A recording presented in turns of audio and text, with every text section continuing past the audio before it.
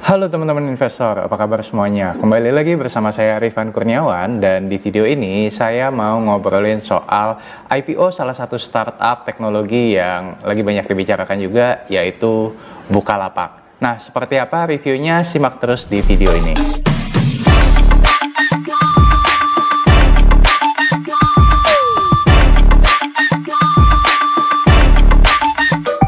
Oke, jadi kalau kita bicara sedikit mengenai Bukalapak, ya kita bicara dulu mengenai sejarahnya atau historicalnya seperti apa. Nah, mungkin teman-teman juga udah pada tahu ya bahwa Bukalapak adalah salah satu startup yang berdiri pada tahun 2010. Ya. Nah, Bukalapak sendiri didirikan oleh 3 founder, yaitu Ahmad Zaki, Nugroho Cahyono, dan Muhammad Fajrin Rashid. Ya. Nah, seiring berjalannya waktu, terutama dengan pertumbuhan e-commerce sendiri, Bukalapak juga bertumbuh sangat cepat. Dan pada tahun 2017, Bukalapak berhasil menyandang status unicorn, yaitu startup dengan valuasi di atas 1 miliar US dollar. Pada tahun 2020 sendiri, valuasi dari Bukalapak diperkirakan ada di kisaran 2,5 sampai dengan 3 miliar US dollar.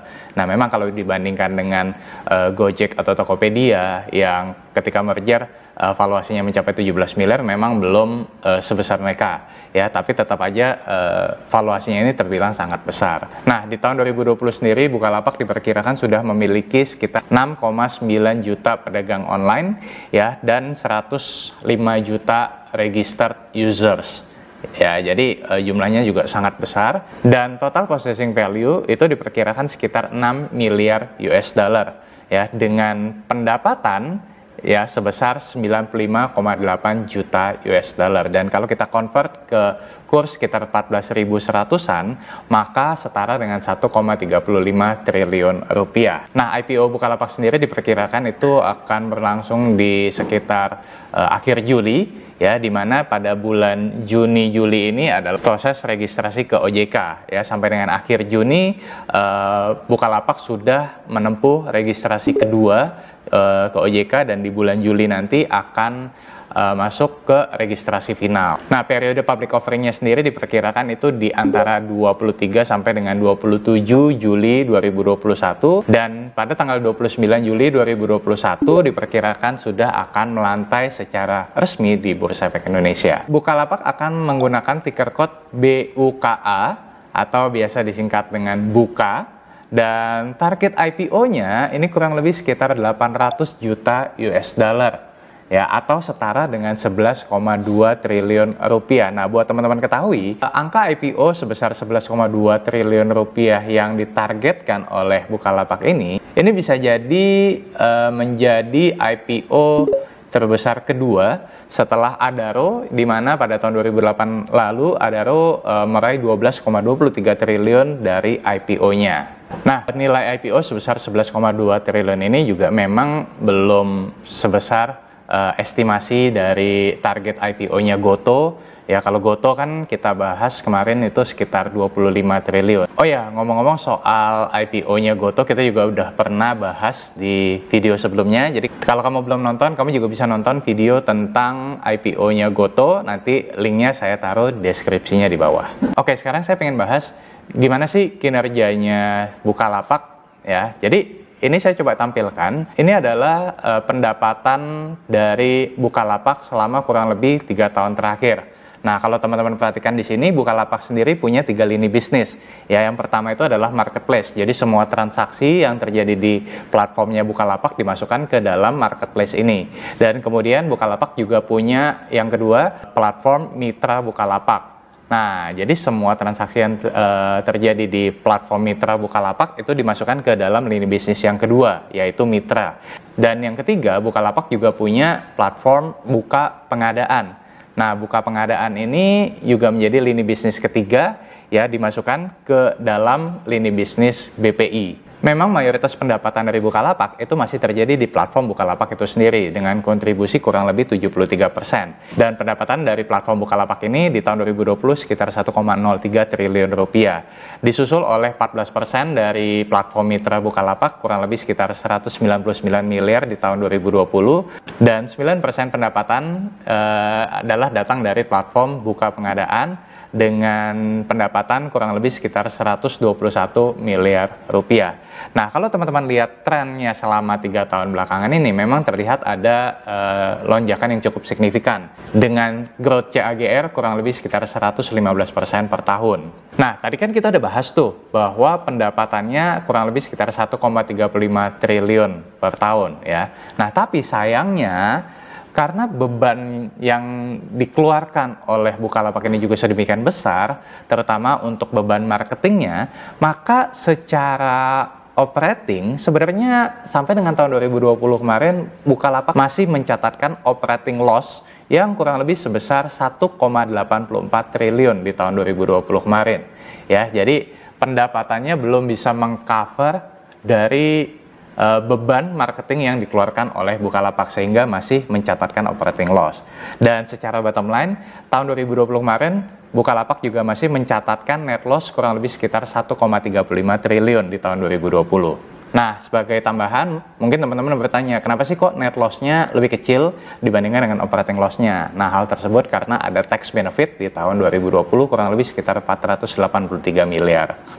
Nah, bukan cuma masih merugi, ya kalau kita lihat dari statement of cash flow-nya atau laporan arus kasnya, Bukalapak ini juga masih mencatatkan operating cash flow yang negatif. Nah, di mana pada tahun 2020 operating cash flow dari Bukalapak masih tercatat negatif 1,15 triliun rupiah. Dan kemudian dari sisi investing cash flow-nya memang Bukalapak sebagai perusahaan tech startup tidak membutuhkan capex yang besar. Ya, di mana pada tahun 2020 kemarin Bukalapak bahkan hanya mengeluarkan capex sebesar 1 miliar rupiah saja. Nah, capex yang rendah ini karena memang ada faktor di mana Bukalapak tuh melakukan shifting ke cloud base dan IT outsourcing juga ikut menekan kebutuhan capex dari Bukalapak.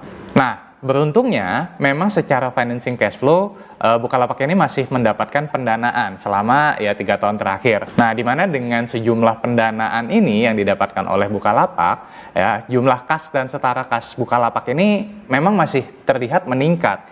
Ya, di mana pada tahun 2019 kemarin kan sekitar 883 miliar, sementara pada tahun 2020 menjadi 1,48 triliun. Tapi di sini teman-teman bisa tahu bahwa peningkatan kas dan setara kasnya Bukalapak itu bukan dari operasionalnya, melainkan dari pendanaan. Nah, meskipun profitabilitas masih negatif, cash flow juga masih negatif. Nah, tapi ada satu hal positif yang kita lihat dari Bukalapak, yaitu di balance sheet-nya. Ya, di mana Bukalapak ini dengan sejumlah kas yang sedemikian besarnya, bisa dikatakan balance sheet-nya tergolong sangat-sangat sehat.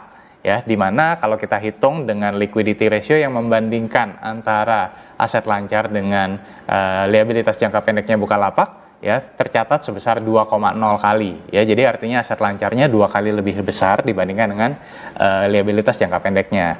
Dan bahkan kalau kita hitung hanya dengan menggunakan cash-nya saja, cash ratio dari Bukalapak ini tercatat kurang lebih sekitar 1,68 kali. Dan kalau kita bandingkan antara total liabilitas Bukalapak baik jangka pendek maupun jangka panjang dengan ekuitasnya sebelum IPO, terhitung debt to equity ratio-nya kurang lebih di kisaran 0,62 kali. Nah, ini belum termasuk dengan dana IPO-nya ya. Kalau misalkan dana IPO-nya masuk, ya tentu rasionya akan jauh lebih kecil lagi.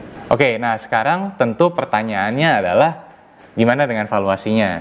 Nah, sayangnya sampai dengan video ini dibuat kita belum tahu nih berapa harga IPO dari Bukalapak.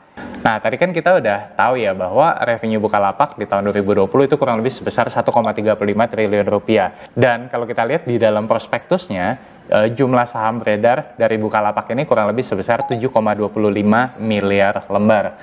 Nah, jadi kita bisa tahu nih bahwa revenue per lembar saham dari Bukalapak saat ini adalah kurang lebih sekitar 186,5 rupiah per lembar sahamnya. Nah, jadi kalau teman-teman udah nonton video saya yang review Goto kemarin, nah di situ kita bahas bahwa price to sales ratio yang wajar itu kalau misalkan let's say di bawah 5 kali. Nah, jadi dengan revenue per share 186,5 kali, maka kalau nilai IPO-nya hitung-hitungan kasarnya ada kurang lebih di kisaran 930-an rupiah per lembar saham, ya itu mungkin masih bisa dikatakan relatif murah. Ya, tapi kalau misalkan harga IPO-nya di atas 930-an, mungkin sudah bisa dikatakan relatif mahal. Ya, ini dengan asumsi bahwa revenue per share-nya 186,5 kali, ya, kemudian kita gunakan price to sales ratio 5 kali, maka kita dapatkan angka sekitar 932. Nah, tapi kayaknya sih kalau menurut saya pribadi harga IPO-nya akan lebih tinggi dari Rp930 per lembar saham. Oke, itu tadi pembahasan mengenai IPO Bukalapak. Nah, kalau kamu sendiri gimana nih? Apakah kira-kira kamu berminat dengan IPO-nya Bukalapak? Atau mungkin kamu lebih menunggu IPO-nya Goto? Atau pengen beli dua-duanya mungkin? Atau malah nggak dua-duanya? Ya, coba share pendapat kamu di kolom komen, ya, kamu lebih prefer yang mana. Oke, sekian dulu video dari saya, semoga bermanfaat. Dan kalau kamu suka dengan video ini, jangan lupa untuk klik like, subscribe, share ke teman-teman kamu, dan juga yang paling penting jangan lupa nyalakan notifikasinya supaya kamu nggak ketinggalan video-video saya yang lainnya. Sampai bertemu di video berikutnya. Salam dari saya, Rifan Kurniawan, Indonesia Value Investor, and see ya!